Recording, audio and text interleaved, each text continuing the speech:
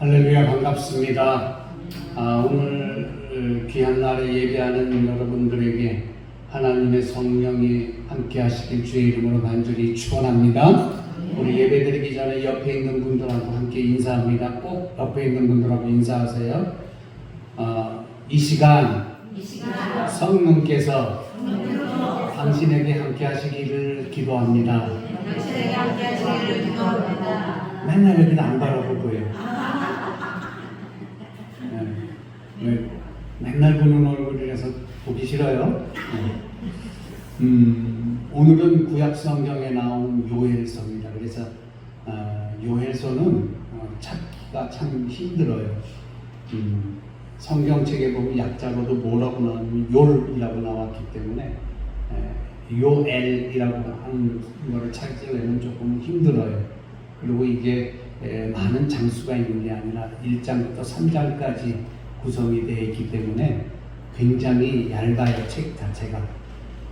그래서 그러면 왜 목사님께서 요엘서를 선택하셨을까? 제가 이제 기도하면서 아침마다 이제 여러분들을 위해서 이제 기도하는 시간이 있거든요. 서재에 앉아서 기도할 때 무슨 생각이 들었냐면 그 옛날에 우리나라에 성령의 불꽃이 임할 때에 우리나라의 기독교가 크게 부흥했던 것처럼 이제는 기독교의 그 열기가, 그리고 열기라고 하면 좀 뭐한데, 그 다음에 성령이 함께 하시니 이렇게 내려가고 있는 것 같아요. 이렇게 곡선을 그리자면은 하얀 곡선을 타고 있는 것 같아요.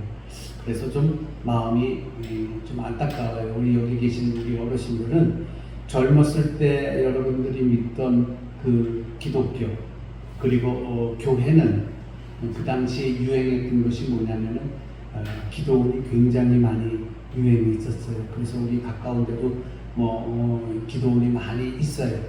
그 기도원들은 항상 차고 넘쳤고 그 기도원은 항상 만원이 돼서 들어갈 자리가 없었어요.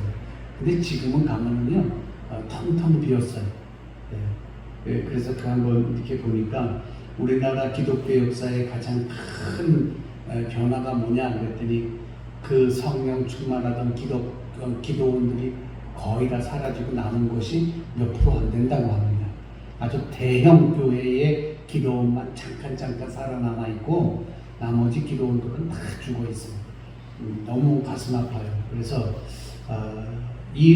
오늘 본문 이 요엘서를 택한 이유가 있어요. 그래서 요엘서를 먼저 한번 알아보고 그 다음에 본문의 말씀을 가지고 좀 우리가 함께 생각해 보도록 하겠습니다. 요엘서는 저자가 누구냐면 요엘이라고 하는 사람이에요. 요엘이라고 하는 선지자예요. 그래서 이 요엘이라고 하는 이름의 뜻이 뭐냐면은 여호와는 하나님이라는 뜻을 갖고 있어요. 요엘이라고 하는 이름은 여호와는 하나님이라는 뜻을 가지고 있고 이 이름이 두 단어가 합친 거예요. 하나는 뭐냐면 여호와, 그리고 하나님이라는 이름이 합쳐졌어요.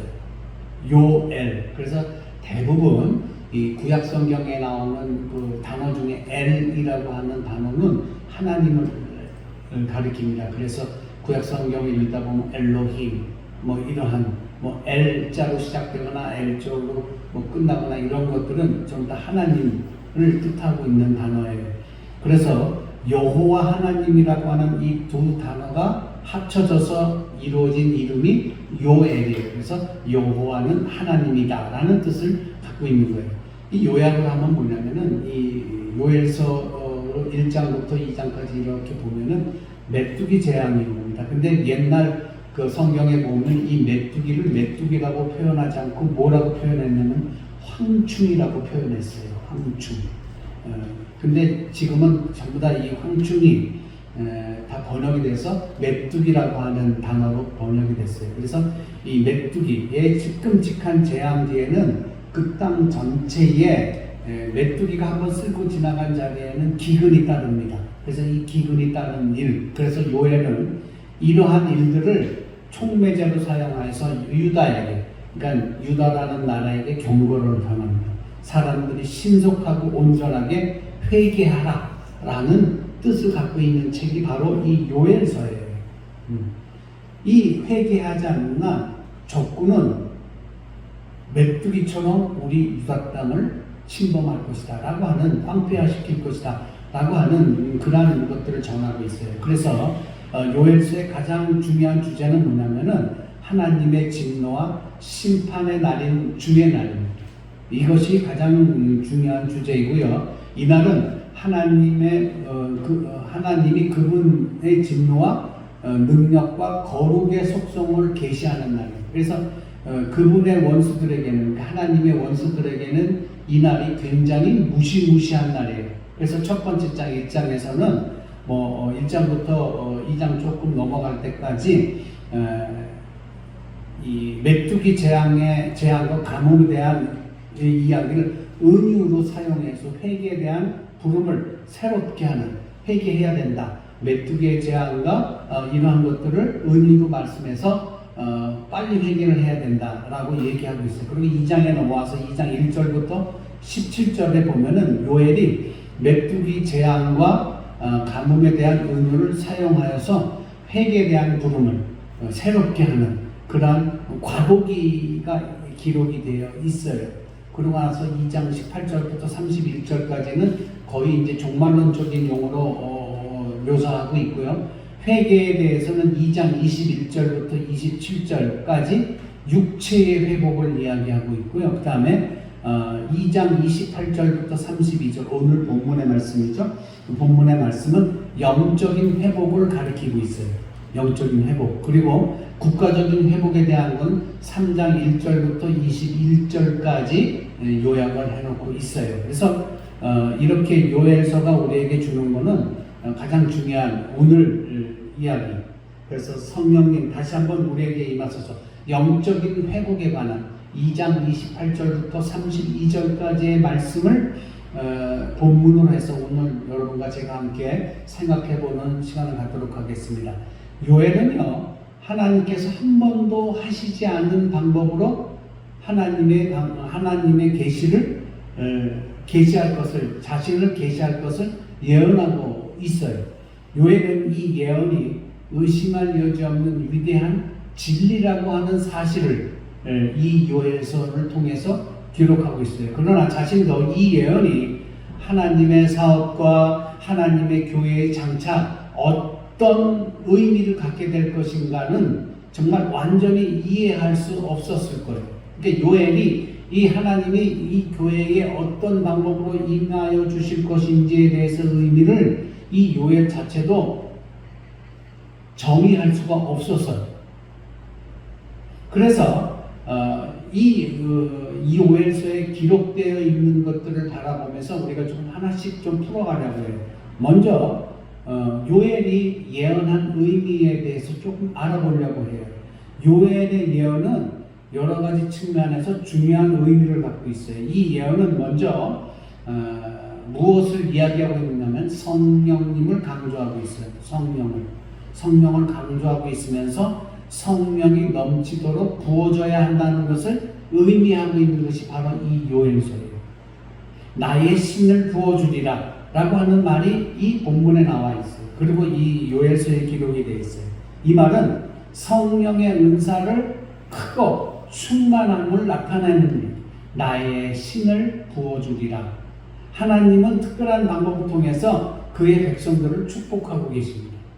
예언자인 말라기를 통해서도 하나님은 다음과 같이 예언하시고 말씀하셨어요. 말라기 3장 10절에 보면은 뭐라고 말씀하시냐면은 만군의 여호와가 이르노라 너희의 온전한 11조를 창고에 들여 나의 집에 양식이 있게 하고 그것으로 나를 시험하여 내가 하늘의 문을 열고 너희에게 복을 쌓을 곳이 없도록 붙지 아니하나 보라. 이 이야기를 하셨어요.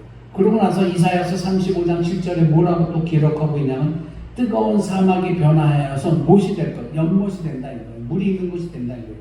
메마른 땅이 변하여 원천이 되게 할 것이다. 그러니까 이 이야기는 뭐냐면은 이 세상을 살면서 우리 마음이 메마른 이러한 사막과 같이 된 곳에 하나님이 임재하심을 통하여 성령이 임재하심을 통하여 우리의 가슴은, 우리의 마음은 항상 생물이 돋아나는 원천이 되게 하신다는 거예요. 이 이야기, 즉 다시 풀면은 그동안 어렵고 힘들었던 우리의 삶이 하나님의 성령으로 말미암아 은혜가 넘치는 생활이 된다라는 것을 말씀하고 있는 거예요. 할렐루야. 그래서 우리는 이 성령과 함께하지 아니할 수가 없어요.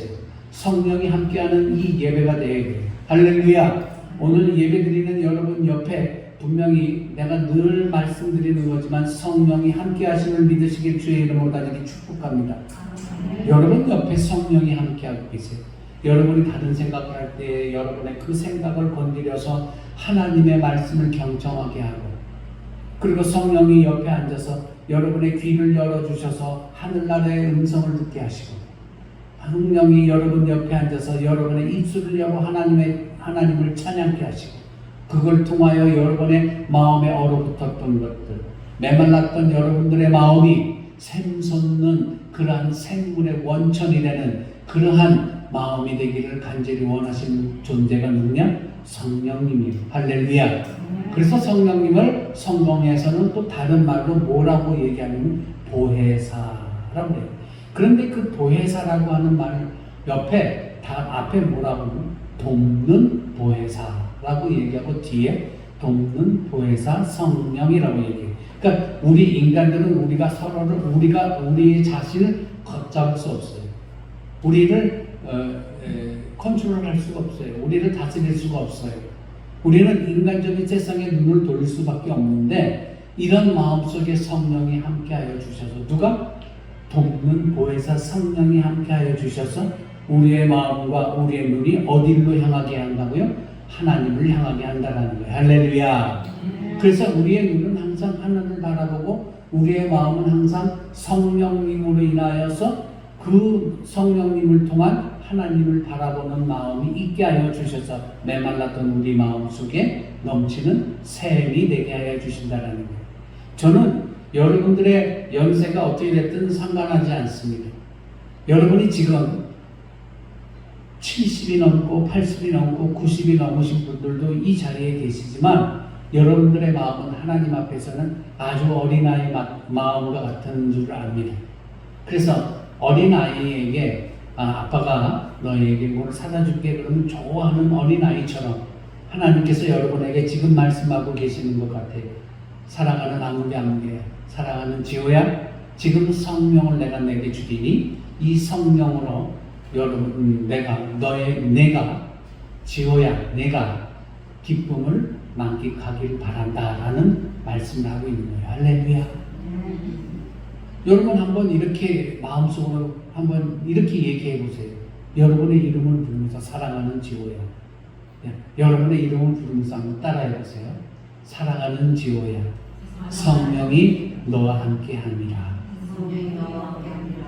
지금 성령이 함께 하심을 믿으시는 간절한 우리 동화성결교회 여러분 되시길 주의 이름으로 축원합니다. 성령이 함께 해야 돼요. 그래서 요엘은 성령이 모든 인류에게 부어줘야 한다는 것을 이야기하면서 성령이 가시는 곳은 제한이 없다라는 걸 얘기하고 있어요. 성령은 오늘 본문에도 보면 그래요. 성령은 남녀 구별 없이 주어져요. 성령은 나이에 관계없이 부어주세요. 성령은 남자나 여자나 관계없이 부어준다는 것을 우리는 본문을 통해서 알고 있어요. 그래서 모든 특권이 이 인간 세계 속에서 가졌던 모든 스스로만 갖고 있던 특권이라고 했던 것은 성령을 통해서 사라지고 모든 장벽이 무너져 버립니다. 하나님은 그의 성령을 모든 육체에 임하도록 하셨어요. 그렇다면은 성령이 과연 뭔가? 성령과 성령이 하시는 사역이 있어요. 그 성령이 하시는 사역이 뭐냐면 말씀의 사역이에요. 성령은 말씀의 사역을 하시는 거예요. 이사야서 59장 21절에 보면 거기 내 위에 있는 나의 신과 내 입에 둔 나의 말이 이제부터 영원토록 내 입에서 후손의 입에서 떠나지 아니하리라고 하신 말씀이에요. 그리고 오늘 본문인 2장 28절 한번 우리 보시도록 할까요? 2장 28절에 보니까 뭐라고 되어 있어요? 28절에 보면은 그 후에 내가 누가 한번 읽어보시겠어요? 그 후에 내가 영을 만민에게 부어주리니 너희 자녀들이 장래일을 말할 것이며 너희 늙은 할렐루야. 거기에 보면 28절에 보면 뭐라고 돼 있어요? 그 후에 내가 누구의 영을? 그 내 영이 뭐죠? 그렇죠. 성령을 누구에게 부어주겠다? 만민에게 부어주겠다. 이것을 보면은 뭐라고 그래요? 남녀노소 말할 것 없이 누구에게나 차등 없이 구별 없이 부어주시겠다라고 하신 말씀입니다. 이 말씀을 다시 한번 이야기하자면은 오늘 이 자리에 참석한 여러분, 저나 여러분에게도 성령을 부어주시겠다라는 거예요. 할렐루야. 성령을 그냥 주시겠다라는 게 아니라 어떻게 하시겠다? 부어주시겠다라는 거예요. 붓다 보면은 어떻게 돼요? 넘치는 거예요. 오늘 이 시간 넘치는 성령을 받는 여러분 되시길 주의 이름으로 간절히 축원합니다. 성령 충만한 동아성결교회 여러분이 이 성전을 나가실 때 여러분의 얼굴은 그 무엇보다도 비교할 수 없는 가장 아름다운 얼굴을 갖고 이 성전을 떠나시는 여러분 되시길 간절히 소원합니다. 성령은요, 이 히브리 원어에 보면 루하라고 얘기합니다. 루하. 그 다음에 이 얘기는 뭐냐면은 이 뜻은 코로 숨을 거세게 내어 쉰다는 의미를 갖고 있어요. 코로 숨을 크게 내어 쉰다라는 의미를 갖고 있어요. 영이라고 하면은 바람 또는 생명의 표현이 되는 호흡, 이걸 의미합니다. 그래서 열왕기상 18장 45절에 엘리야가 갈멜산에서 바알의 예언자들과 싸워 이기고 얼마 되지 않아서 구름과 바람이 일어났다고 했는데 성령이라고 번역한 이 말에는 무엇이 적혀 있냐면 히브리어로 이 성령을 루하라고 되어 있어요. 루하. 그러면 이 바람이라고 하는 것의 형태가 뭐냐? 이 바람이라고 하는 것은 이 형태가 있는 것도 아니고 우리 손에 만져지는 것도 아닌 물질을 얘기합니다. 여러분 호흡할 때 공기가 여러분 손에 만져집니까? 여러분에게 어떤 물리적 영향을 줍니까? 아니에요. 또한 우리들의 콧김이라고 하는 거 있잖아요. 하는 콧김. 이론적으로 설명하는 것보다는 몸소 그것을 체험하는 게 더 빨라요. 여러분의 콧김은 어떻게 설명할 수 있어요? 그러나 설명할 수 없지만 지금 여러분이 손가락을 여러분 코에 대고 하고 내뱉으면 거기서 김이 나오고 바람이 나와요. 그것을 체험할 수 있는 거예요. 그래서 예수님께서 성령을 설명하실 때에 바람이 임의로 불매 어디서 와서 어디로 가는지 알지 못한다라고 얘기하셨어요. 성령은 우리들 눈에 유형적으로 보이는 건 아니에요. 성령이 우리 눈에 보이는 게 아니에요. 여러분 귀신을 나타내면 하얀 곳에 눈만 동그랗게 있고 어떤 옷을 입은 그런 것들이 가물가물 떠다니는 것, 그게 귀신이 아니에요. 그렇게 말씀하지 않으셨어요. 성령은 우리 눈에 보이지 않아요. 그렇다고 성령이 물질과 같아서 우리 손에 만져지는 것도 아니에요. 따라서 성령은 우리가 이론적으로 설명하는 것보다는 우리가 친히 어떻게 해야 된다? 체험해야 된다. 그래서 성령의 체험이 있어야 된다는 겁니다. 이게 확실한 거예요. 근데 여기서 주의해야 될 것이 있어요. 영이라고 해서 무조건적으로 따라가서는 안 된다는 것을 알아야 돼요. 화폐가 귀합니다. 그렇다고 무조건 화폐를 사용하면 안 돼요. 화폐 가운데도 뭐가 있어요? 위조 화폐가 있어요. 진짜 화폐가 있는 방면에 위조 화폐가 있어요. 그래서 위조 화폐로 우리는 나가서 이런 데서 사용하면 안 되는 거예요. 보통 사람들이 얼른 모아서는 위조 화폐와 그 다음에 진짜 화폐를 구별할 수 없습니다. 일반 사람으로는 전문가 아니고서는 알아볼 수가 없어요. 그러면 어떤 때는 교회 안에서 악령을 받은 사람들에게 성령 받은 사람이 밀려나가는 사람이 있어요. 그러니까 교회 안에서도 성령, 영이라는 걸 받아들이는데 그 받아들이는 영 속에서는 악령을 받아들이는 사람도 있어요. 그렇게 악령을 받아들이는 사람이 순수하게 성령을 받아들인 사람을 밀어내는 일도 종종 있다라는 거예요. 그래서 성도는 악령과 성령을 구별할 줄 알아야 돼요. 그래서 성령과 악령에 있어서 우리가 구별할 수 있는 방법들이 여러 가지가 있어요. 그렇다면 구약에서 성령이라고 얘기하고 성령의 역사를 얘기하는데 어떤 사람은 오순절날 이전 시대에도 사도행전 2장 4절에 보면은 거기에 언급된 성령이 존재하지 않겠느냐 이렇게 얘기하고 있어요. 그러나 이전에도 성령이 계셨어요. 창세기 1장 2절에 보면 하나님의 신은 수면에 운행하시니라 라고 말씀하십니다. 또한 성경에 보면은 우리에게 예수님과 성령을 지칭하여 창세기 1장 26절에 우리의 형상을 따라 우리의 모양대로 우리가 사람을 만들고라고 말씀하신 것을 우리는 알 수가 있어요. 우리는 또한 성령이 엘리사, 삼손, 부사엘, 은니엘, 다윗 등 많은 사람들 위에 임하셨다라는 것을 우리는 성령을 통해서 알 수가 있는 거예요. 그러나 성령이 세상에서 활동하는 것이 오랜 세월을 걸쳐 하나님의 종들에 의해서 확인되어진 것은 사실이지만 항상 존재하시는 보혜사로서의 성령의 사역은 오순절 날이 되기까지는 시작되지도 않았어요. 오순절 이전에는 성령의 사역은 특정한 인물에게, 특정한 인물을 위해서만 활동했어요. 그래서 성령 받은 사람들을 구약에서 보면은 특정한 인들만 이렇게 이야기하고 있어요.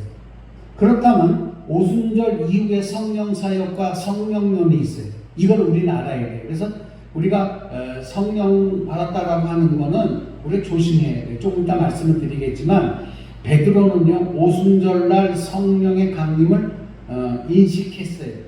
그는 그곳에 참석한 사람들에게 보고 있는 것이 선지자 요엘로 말씀하신 것이라고 분명하게 얘기했어요. 그러니까 오순절의 축복은 예수 그리스도를 진실하게 따르는 사람들에게 주어져 있다라고 얘기하고 있는 거예요. 그러니까 하나님의 오순절의 권능의 공급은 누구에게나 제한이 없었어요. 모든 이에게 분명하게 임한다라고 오늘 읽은 본문에서 분명하게 요엘서는 이야기하고 있는 거예요.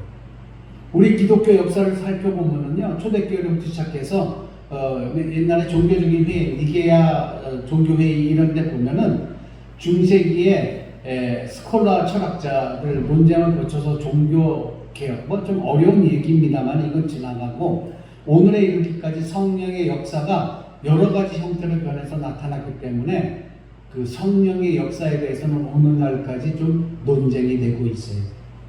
교회 역사 가운데 나타나는 성령론 대체로 한 5가지로 나누어서 생각할 수 있는데 우리가 알아야 될 것 성령론에 대해서 5가지 지금 잠깐 짧게 알아보겠습니다. 먼저 아리우스 성령론이라고 하는 것이 있는데 그냥 들으십시오 여러분.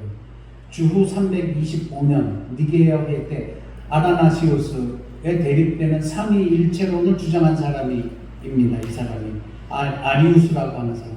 이 아리우스 주의자들은 성령을 하나님과 동등되게 하는 신이 아니고 하나님이나 예수님이 마음대로 시키는 천사의 일종이라고 봤어요. 그러니까 삼위일체 하나님이라고 본 게 아니라 성령은 하나님이나 예수님이 부리는 그러한 다른 존재라고 이야기했어요.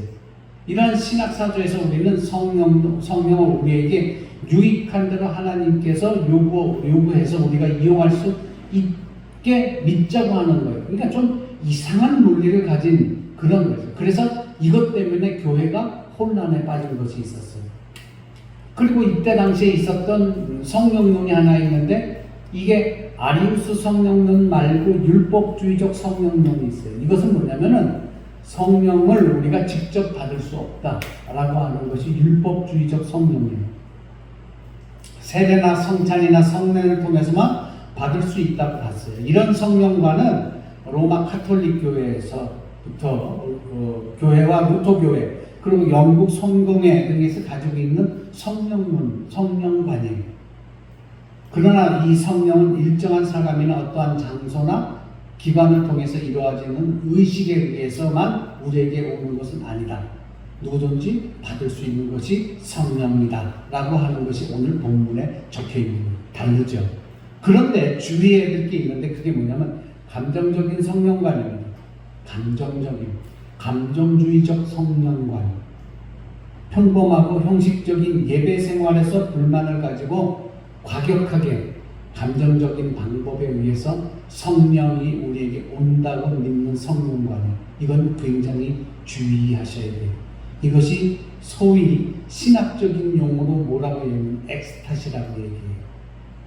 구약 사무엘상 10장 5절과 13절 그리고 19장 사무엘상 19장 23절에 읽어보면은 사울이 사무엘에게 기름 부음을 받고 돌아오는 길에 산당에서부터 여러 가지의 악기를 잡고 내려오는 선지자들을 만나게 될 때 여호와의 신이 강하게 임하여 하루 종일 벌거벗고도 부끄러운 줄 모르는 데서 도취되어 버리고 많은 사건이 발생합니다.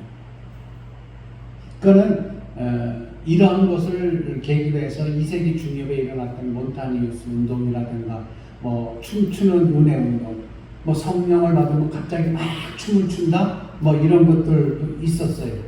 그러니까 어떤 감정을 통해서 성령을 받는, 그렇다고 성령이 우리 몸에 임하는 것을 부정하고자 하는 것이 아니에요. 그래서 이 성령론은 감정주의적 성령관이기 때문에 좀 주의해야 된다는 거예요. 그러니까 13세기 초에는 무슨 성령론이 있었냐면 몸을 웅크러뜨리는 운동이 일어났어요. 이게 이제 18세기에 내려오면서 요한 웨슬레가 부흥 운동을 할 때 군중 가운데서 떨고 울고 붓고 오그라뜨리고 진동하고 방언하는 일이 많이 있었어요. 그러니까 해방 후에 특별히 6.25 이후에 우리나라에 있었던 기독교들은요, 이런 혼란한 시대를 이용해서 이러한 성령론들이 우리 교회를 지배했어요. 그래서 그것이 사실 우리 교회가 부흥하는데 많이 기여를 한 건 사실이에요. 그래서 생긴 것이 뭐 용문산도 생기고 신앙촌도 생기게 됐거든요. 이런 운동은 과거 우리 교회의 역사 가운데 흔히 보는 운동이에요. 그래서 우리가 기도할 때 막 기도하는데 성령이 임해 쓰러지고 뭐 이걸 부인하고자 하는 건 아닙니다. 갑자기 쓰러져서 뭐 거품을 품기도 하고 쓰러져서 뭐 방언을 얘기하고 다 나쁜 것은 아니지만 구별할 필요는 있다라는 거죠. 그러고 나서 이 감정주의적 성령론이 무엇으로 변하느냐면 신비주의적 성령론으로 변하는 거예요. 성령은 보통 사람이 알지 못하고 할 수 없는 것들을 가능하게 하는 것이 성령의 힘이에요. 그걸 믿고 성령을 받는 길은 의식이나 제도나 형식이 필요 없고 하나님과 직접 통할 수 있다고 믿었어요. 그렇기 때문에 신비주의자들은 자연히 자기도 모르는 사이에 교회도 무시하고 그 다음에 하나님의 말씀인 성경도 무시하고 심지어는 예수 십자가의 공로도 부정하게 만들어요. 자기가 성령을 받았기 때문에 예수님도 부인하고 십자가도 부인하고 교회도 부인하고 이렇게 되는 거예요. 그러면서 생겨난 것이 이단들이에요. 자기가 성령을 받았고 자기가 누구라고 해가지고 막 생겨난 사람들이 있잖아요. 이단들. 그 교회를 다 무시하는 거예요. 십자가도 무시하고 예수 그리스도도 무시하고 다 이러는 거예요. 이게 신비주의적 그러한 성령론입니다. 이러면서 이들이 믿는 게 뭐냐면 자기들이 입신할 수 있다라는 거예요. 기도하면서 입신에서 발라당 자빠지고 저도 그런 경험 많이 했어요. 옛날에 기도원 가면은 기도하다가 탁탁 쓰러지는 사람들 많이 봤죠. 그분들을 부인하고자 하는 것은 아닌데 그분들 가운데는 감정주의적 성령론과 신비주의적 성령론을 가진 사람들이 있다는 거예요. 그래서 저는 학생들을 데리고 이 수양회를 갔는데 어느 한 그 수양관을 갔어요. 거기서 기도하다가 우리 아이들이 정말 성령 충만해서 이렇게 기도하는데 그곳에 있는 권사님들이나 집사님들이나 그 기도원에서 먹고 자고 하는 기도 많이 하는 분들, 그분들을 무시하고 하는 것은 아니었지만, 그리고 거기에 임해 있는 뭐 전도사님들이나 목사님들이 우리 아이들에 대해서 성을 얻고 기도하는 것에 대해서 저는 철저하게 막았어요. 왜냐하면은 저는 이 안수기도 받는 거는 자기 담임 목사를 통해서 받는 게 옳은 일이라고 저는 생각을 해요. 아무데나 가가지고 머리 뒤집고 기도해 주세요. 이거보다는 담임 목사를 통해서 안수 기도 받는 게 나는 좋다고 생각해. 그래서 어느 거기에 있는 권사님이 오셔서 우리 학생들이 막 기도하는데 뭐 이렇게 기도하다 보면 몸이 막 흔들릴 수도 있잖아요. 그럼 거기다 머리를 탁 얹고 기도하더라고요. 그래서 내가 말렸어요. 권사님 죄송합니다. 안수하지 마십시오. 라고 얘기했어요. 왜? 그 권사님을 못 믿는 것이 아니고 혹시 모를 잘못된 영이 우리 학생에게 임할까. 나는 우리 학생들이 그렇게 머리에 손을 얹고 기도해 줄 수 있는 존재는 우리 교회 담임 목사뿐이라고 생각했어요. 여러분들도 어디 가가지고 뭐 그냥 머리 뒤집고 기도받지 마십시오. 잘못됐다라는 건 아닙니다. 그러나 분별할 줄 알아야 돼요. 그 사람이 갖고 있는 성령관이 과연 어떤 성령관을 갖고 있는지. 그렇게 해서 생긴 교회가 교단이 또 몰몬 교회예요. 요한 스미스라고 하는 사람이 교주인데 성경에 다른 것을 썼어요. 그 다른 것을 썼는데 그게 제3의 성경이라고 얘기하죠. 그 성경을 썼는데 그것이 마치 그냥 몇천 년 전에 쓰여진 성경처럼 그렇게 이야기하고 있는 게 몰몬 교회. 여러분, 성령과는 내가 성령을 받았을 때에 내 몸이 뜨거워지고 하는 거는 그런 체험은 있을 수 있습니다. 그런 것이 있을 때 이거 먼저 생각하세요.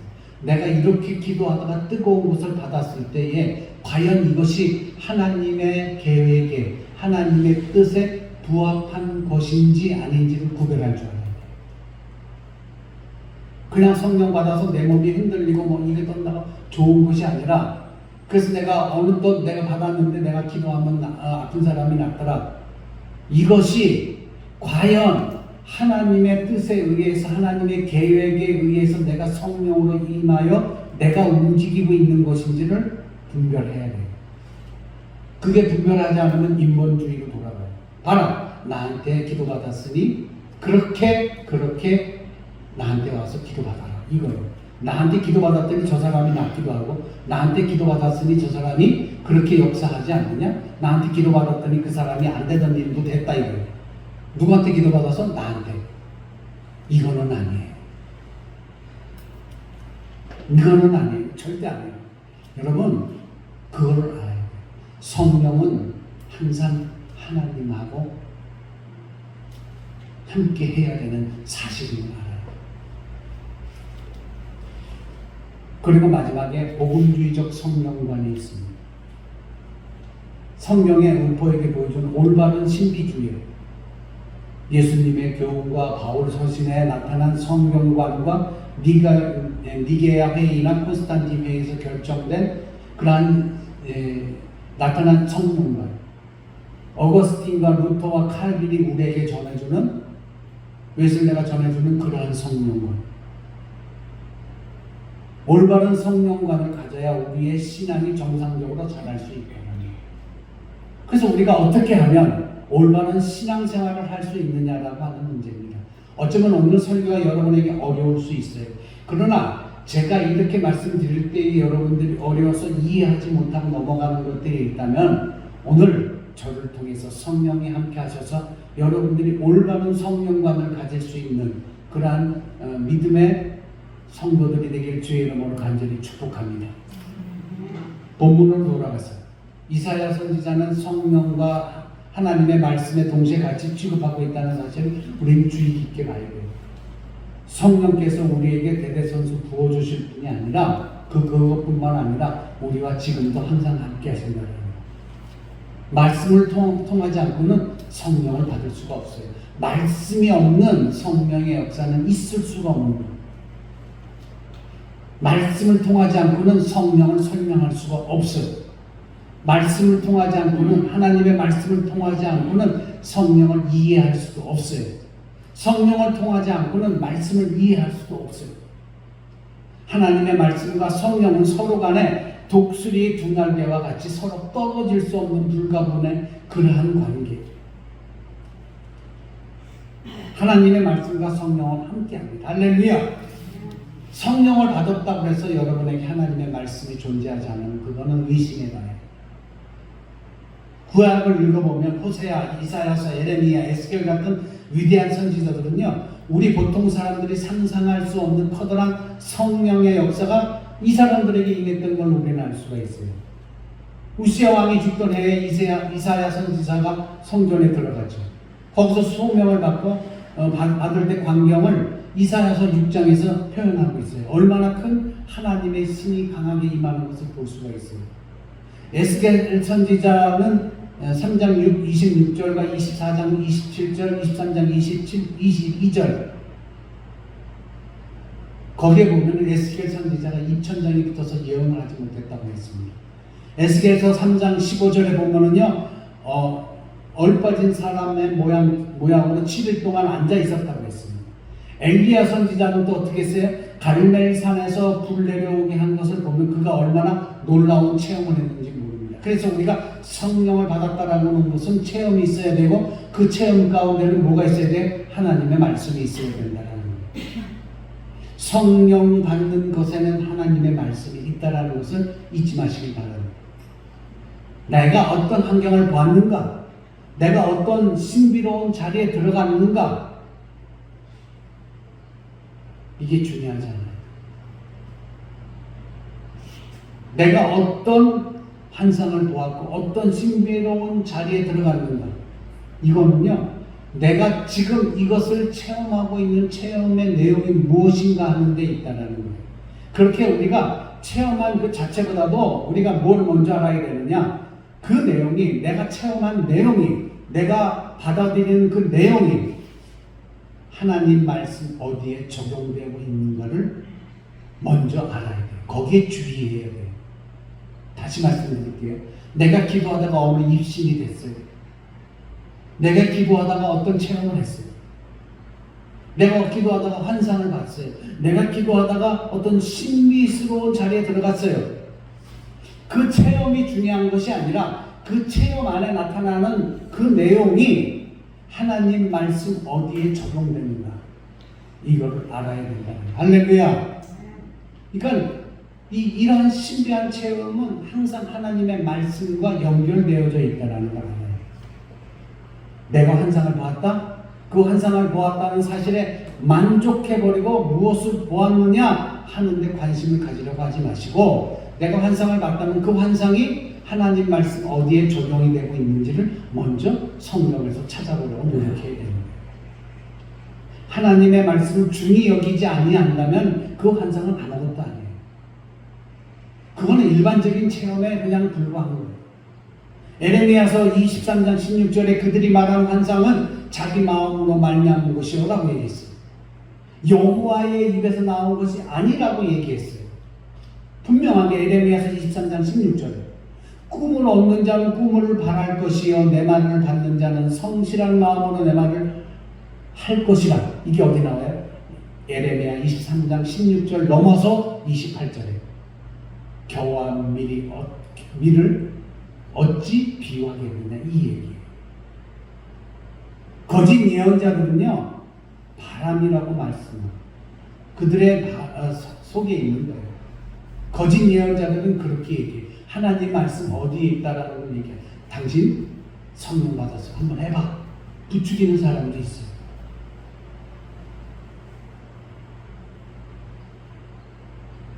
사랑하는 성도 여러분, 그래서 성령, 우리는 복음주의적 성령관을 가져야 되고, 이 복음주의적 성령은 내가 기도하다가 얻었던 그 어떤 체험이나 어떤 신비로운 그 자체의 내용이 중요한 것이 아니라 그 신비로운 체험과 그 내용이 하나님 말씀 어디에 적용되고 있는지를 먼저 알아요.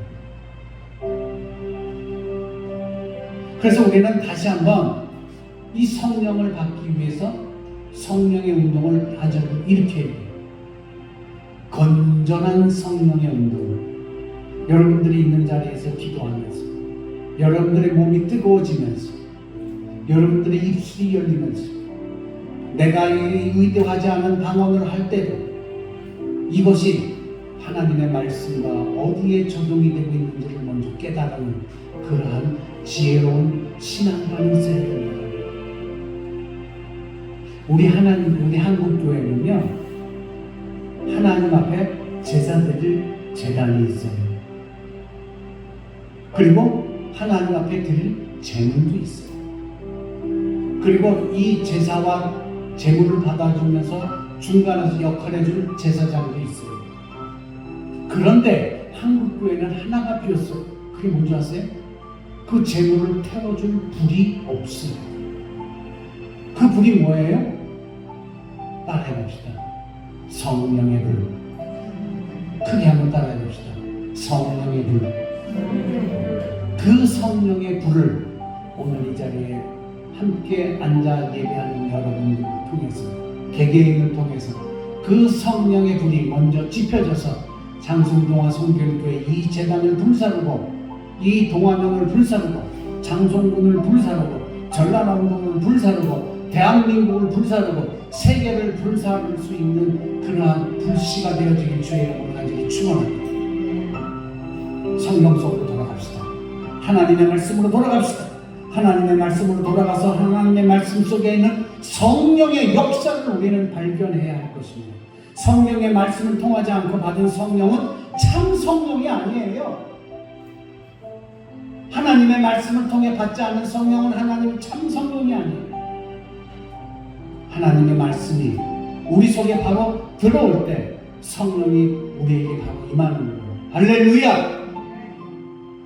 말씀 속에 계신 성령의 역사를 발견하시는 여러분이 되시기를 주의 이름으로 간절히 축원합니다.